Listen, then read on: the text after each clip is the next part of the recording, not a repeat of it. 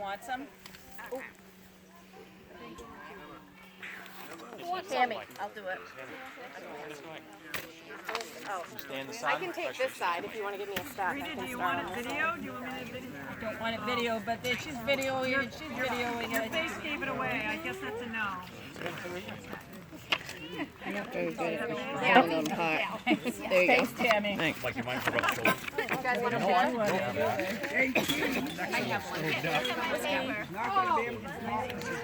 Anybody who wants to actually hear me will have to sit closer because this is what I can do. We got a lot of those at our house. Alrighty, this is an open session, so I'm really happy to hear anybody's input because what I've learned about Bradbury genealogy is all the questions I've asked. So somebody asked me to make a poster about Bradbury houses, and I was happy to do them because there were 7 generations within 7 miles of us, and that got me really excited about learning about the Bradburys. So the sheet I passed out is the genealogy of the Bradburys who came to America, and I'm just going to touch on a little bit of that so I can move on to the houses.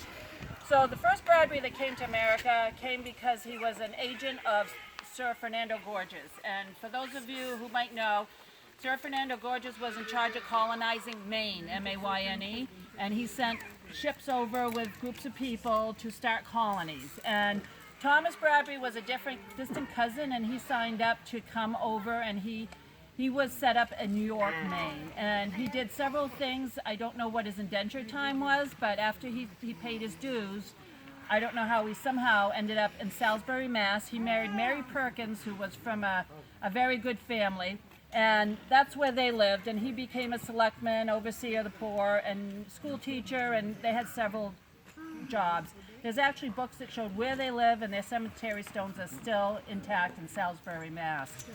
The one thing I do want to say about Thomas and Mary is they had a good-sized family, and they were very giving people to their community, very church abiding, and unfortunately by the age of 76, Mary Bradbury got accused of being a witch, and she was part of the Salem witch trials. I have a little bit of details on this sheet. I did a lot of research on it about what she was accused and why she was accused, but I'm not doing that talk today. What I do want to say is, some people may not realize, is the Salem witch trials only lasted 9 months. So, but she was accused, she was convicted, tried, and found guilty of being a witch because of 3 accusations pretty much by neighbors who didn't like her. I can tell people more about that on another talk. And the only reason she didn't get put to death like the other ones is because her husband helped her escape. So 76 years old, paid her dues to the community, still accused of being a witch. It's pretty sad. The next person in our line is William Bradbury. He married Rebecca Maverick, and he and his wife died quite young, so Mary raised them as grandchildren too. So they were still from the same area, Salisbury, Mass. One of William's sons in our line was Jacob. And Jacob married Elizabeth Stockman, and he came from Salisbury. A lot of the people were resettling up to Biddeford, but he actually moved upriver to Buxton. And the next family under him is Jacob and Abigail Eaton. And they were what most of these Bradburys came up at that time for, and the men in that time were, they came upriver. There wasn't really a lot of roads, but they came up for logging and for mast ships and doing work in the woods. And Jacob and Abigail lived in this house on Route 112 in Buxton. So you can still see that house today. It's less than a mile from Torrey Hill Church heading towards Saco on your right. Jacob and his father were 2 of the founding members of the Torrey Hill Church. There was only 6 founding members, and they were 2 of them, so pretty embedded into the local towns. Jacob's son, Joseph, in our line, lived also in Buxton. He lived in this house on the Tapley Road, which is off the Town Farm Road. And if you go down the Town Farm Road and you turn right onto Tapley, there's this little 4-person cemetery, and Joseph and Patience are buried there. So you can find that old cemetery there. Joseph's son, John, is the one who started probably 95% of the Bradburys of Hollis. And John lived in this house on Route 202. If some of you knew Charles Sumner, that's the Charles Sumner house. John first moved there after he had met Mary. John was married twice. His first wife was from Saco, but the second wife was Mary Locke of Hollis, and the Locks had quite a bit of money. They were up on Bear Hill. They were into granite working, and that's what most of John's family did, cut granite stones, and there's granite quarries behind there. And he got this piece of property on 202. And they had a lot of male Bradburys, so that's where a lot of our Bradburys came from in Hollis. As a matter of fact, the Bradbury genealogy I do is only from John down, and there's 543 that lived in Hollis. That's a lot for Hollis. So they were donors of the Methodist Church on Bear Hill Cemetery, Bear Hill Road. And if you ever get a chance to go in, you'll see a stained glass window that has their name on it. Remember, it has to. See, so that's an opportunity that you only get once in a while because the church isn't open. They started with a log home, and they had a child every other year, except the year they built this nice home on Route 202. So John and Mary, they are buried in the Bear Hill Cemetery. You can find a lot of their children, a lot of their nieces and nephews, all in the Bear Hill Cemetery. There's tons of Bradburys in there. John's son, Ivory, lived on the Cape Road with Olive Libby. Everybody says if you do genealogy and you're from Maine, you have a Libby in your family. That's our Libby, Olive Libby. So Ivory and Olive lived on the Cape Road. I believe all of them were granite cutters and worked with the granite, and there's granite foundry behind there. This house is now gone. And Ivory is the only male Bradbury I know that died young. He died at the age of 48. I can't figure out why. I did research on the Civil War. He died in those years. Can't understand what he died of. But he's buried in a little cemetery near the power lines on the Cape Road, and this is what his cemetery stone looks like. So if anybody's interested, you can find his place there. Where did you say he's buried? Yeah. So you know where Rita Anderson lives? Yeah, If you up go in towards there. the power lines, Yeah. across the street from Rita, there's a red house, and it's to the right. But now they just built a brand new house right in front of that cemetery. That's right, and there's a lot of people in that cemetery. I was surprised. This house has now been burned and gone, but Olive married a second time. She married a John Barry, and there's a picture of John Barry here, who was her husband. Olive and Ivory had three sons, George, Willard, and Hal. And Willard is the line that we follow in. And this is a picture of Willard and his wife, Josephine. So the next generation after the granite quarry workers were the bricklayers. And Willard was a bricklayer. He worked in very famous places all over the Western Prom. He also went to Boston, worked there. He did all him and his cousins did some work in town. But he also, when he went to Boston, he met Josie, and she worked for the Little House of Wanderers. So here's a typical picture. He was a real outdoorsman, and she was an avid reader. And one of the things those Bradburys used to do was give each other books and sign them for Christmas presents. That was important. That was the house they lived in. It's in Hollis Center. It was in Hollis Center. It's no longer there. On the brook. There's actually a sweet little story written by Uncle Charles, if anybody wants to see it in the garage. And it's called Childhood in Hollis, and it's all about living in that house and living on the brook, and great little family stories. And this is their family with the children in front of the house. They were very attached. There's also a little story up there about having Thanksgiving in Hollis at the Bradburys, and great stories. Anyways, you want to learn more about that line, that's the place to go. So Willard and Josie had a son, Ivory. And as you know, that's the generation we're going to. Ivory married Ethel. But Ethel had married another Bradbury first. I think she liked Bradburys. Ethel married Everett Bradbury, and he was the son of one of the most famous Bradburys in Hollis at the time, who was L.L. Bradbury. He was very famous for working in the lumber yards, and also he had a box shop, and he made a lot of money. Even the train station was called Bradbury Station. And L.L. Bradbury, I have a whole section of other houses in Hollis. This was L.L. Bradbury's house, and L.L. had so much money that when his kids got married, he built them a house. So the first house went to L.L.'s first son, Everett, and that's who Ethel married first. So this was the house right next to L.L. Bradbury's house that was Ethel and Everett's house. Everett died of the Spanish flu in 1919. And then she met Ivory Bradbury. Anybody know the story between her attracting Ivory was what? You gotta tell it. You gotta tell No, it. you tell Give it. my You tell voice it. a break. You tell it. Well, I don't know. Rita told me that Mammy used to bake a pie, an apple pie maybe, and she'd put it like on the front of the porch, and she'd do like this so Bumper would smell it and want to stop by. And, yeah, want some pie, evidently. So she lived there, and when they married, they moved on to the River Road. That was their house as you know it now, and that's where Mel and Barb lived, and that's the story of our line. So if you follow these numbers, number 9 to the originators, you'll see that a lot of the generations stayed in Hollis. 2 generations were in Buxton. The other ones were in Salisbury, Mass. Easy to follow. This sheet also has other homes in Hollis that were Bradbury's. You can almost walk through Hollis and say, that was a Bradbury house, that was a Bradbury house. It's amazing. But L.L. Bradbury's, their first son Everett's house, Mildred Toll's house, she was a daughter to L.L. Bradbury. There's another house that belonged to them. Also in these homes, this house is Ethel's childhood home, and it's on the Deering Ridge Road. Ethel was a school teacher before she got married, and she taught at the one-room schoolhouse, and that was on Deering Ridge Road, but they've relocated to Waterboro Center.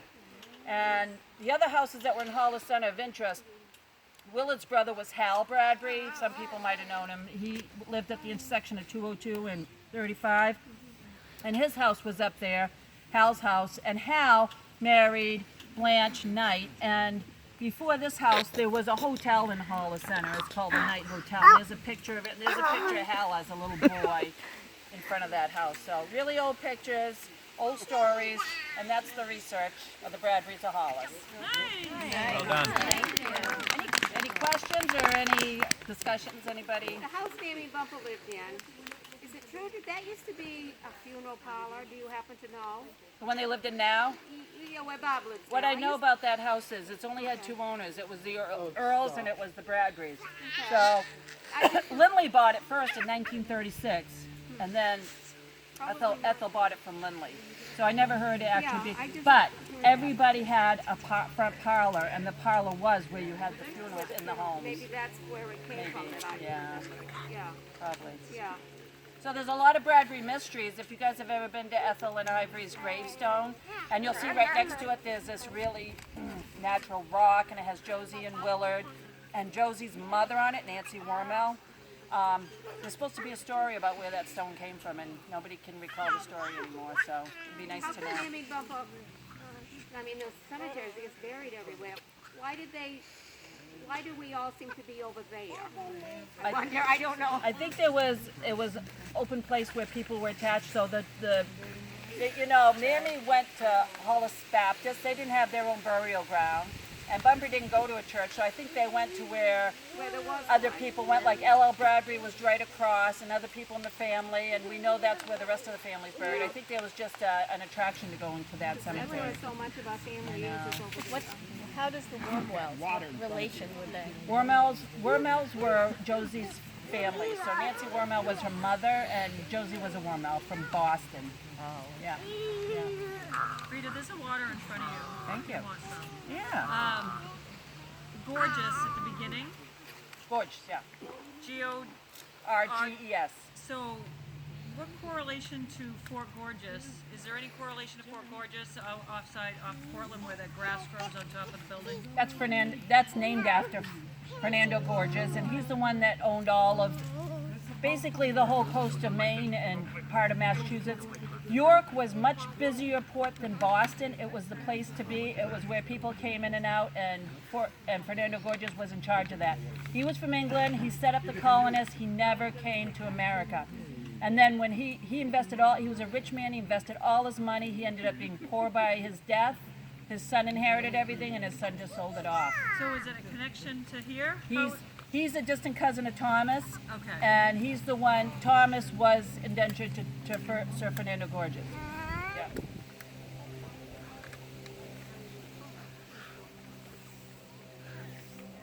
There's a lot of mysteries in the Bradbury families. Anybody interested in doing research, I love it. So I've got books out there on the table, and anytime questions come up, love to hear from you guys. Did you say there was somebody who was an artist?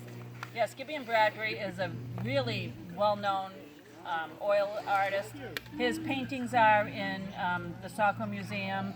He lived in Joy Valley on the Buxton side, so I don't do Buxton Bradbury research because I think there's 700 more Bradburys over there in Buxton. No way. But we do have him in our book. So what was his name again? Gibeon. So Gibeon was a distant cousin. He would have been a son of Jacob, Joseph. He would have been a grandson of Joseph's. He would have been a cousin to John who came to Hollis. And he lived on the top of the hill at Salmon Falls on the Buxton side in the little brick house. On the left, the little brick house. Little tiny one. Yeah, and he was poor. People didn't pay artists. He has all this artwork that's worth so much today, you can't buy it. We couldn't buy it. But it's down in the Saco Museum and it's in private collections. And there's a book on his artwork in there too. The museum Is that next the to the one on Route 1 library? in Yes. Saco? Yes, yeah. Portland Museum of Art has some too. Portland Museum of Art. I don't know. Do they have a Bradbury painting? I looked it up last night. Oh, good. Do you know which one? And I didn't find you that one I wanted to find. I Okay. don't know which one it is, but I Yeah. Good. Give me a Bradbury. Awesome. York Library or York. Used to be the York Institute, but now it's Saco Museum. Yeah. They have the largest. Yes, they have his diary. They have some of his art paintwork. They have his paintbrushes and some of his other stuff. It's awesome. And he, of course, he used to paint a lot at Pleasant Point Park. And if you go into the Historical Society, they have some of the Indian arrow points that he has found. They have part of his collection there. That's pretty cool. Yeah. So lots of Bradburys. We are related to, what's the name of that Bradbury that wrote the famous book? Ray Bradbury. We are? So he'll say he's a Mary Bradbury descendant. So really, if you meet anybody in America, they'll all want to claim Mary Bradbury because that's a great story about the Salem witch trials. It's really kind of sad how she got accused because think of anybody who's 76 and they were put in jail and they were dungeons. They weren't nice clean jails like today. It was sad. She got 2 whole papers saying from 120 signatures from the townspeople saying she was not a witch, and they still convicted her. It was a very sad time. Did she die in there? She did not die in there. She would have been put to death like the other people, but her husband helped her escape. That's the only reason she lived to older age. I wonder how we helped her escape. I wonder how we helped her I escape. would like to, I never found that. I did Yeah. find what they accused her of, and it was pretty sad stuff. Really? Yeah. One of them was she used to be a butter maker. Like, you know, people made their own butter at home. Oh, yeah. And they had their own stamps. Like, you might have had the letter B or you might have had a symbol. And he went off on this fishing trip to the West Indies, which is what everybody did on this ship. Well, in the middle of the ocean, it got to be very stormy, and I wish I could say it in his words because it was old style, but he saw the image of Mary Bradbury in the clouds, and so she was hexing him. And it's because of her they crashed and they hit and they crashed and went ashore. And he's sure because the butter she made and they went with had maggots in it. Oh. That's one of the reasons she was accused. They have a long deposition about how she was accused. That was one of them. There was 3 of them. Another one was that her son was dating this woman, and Mary did not like the woman. Mary did not want him to marry that woman, and it was her daughter, and Mary did not like the man. And then the man fell ill, and he claimed because a black cat came onto his bed when he was ill, it was Mary Bradbury's spirit hexing him and keeping him ill, and he died. So because all of that happened, that was a big strike against her. That was another claim. And the third claim was... Wasn't it a wild boar? I don't even remember what the third claim was. The third claim was the most famous one, was by the Carrs, who were neighbors and hated her. And they claimed that when they were going down the street with their horse and buggy, that a blue wild boar came running out of her house and tripped up their horses. That was her spirit that sent them after her horses. Sounds funny, but that's what she went to jail To for. have known her. Lily, no. Hi. Hi, thank you. Thank you. Yeah, that's very nice. A little bit. Lena, do you remember anything else from what you read? That's all I Those were the major points. Yeah. like snippets of I like to read it in their own style because it sounds more meaningful. So I did a lot of research on the Salem witch trials, and what I did learn was something exactly similar happened in Spain in the same exact year. And what a lot of people have found out through research was that it was a time when the rains came at a certain time period, and the crops they were going got mold in them. Ergot and people poisoning. made Ergot. bread. What is it called? Ergot poisoning. Okay, I didn't It's know that. a dance of fire. They would act all Thank crazy, you. and Bread what? because of the ergot would make Ergot. their nerves tingle, and they would dance and move and get twitchy, and most of the witch trials were caused from Thank you. ergot poisoning. Yep. Never But heard. they didn't realize that until science proved it. Right, You saw and it's that in their. movie. It was in their bread. Yes, it was It's in their from the bread. wheat, So the mold because in it the got wheat. mold in the wheat, and then they made Yeah. the bread, and then they ate the bread. That's how it happened. Bradbury. That is Bradbury. You found that out, didn't you? That is Bradbury. You're right, Lily. Yes. Bradbury. Yeah, all Bradbury. Can you say hi, Bradbury? So that's the end. If you guys want any more information.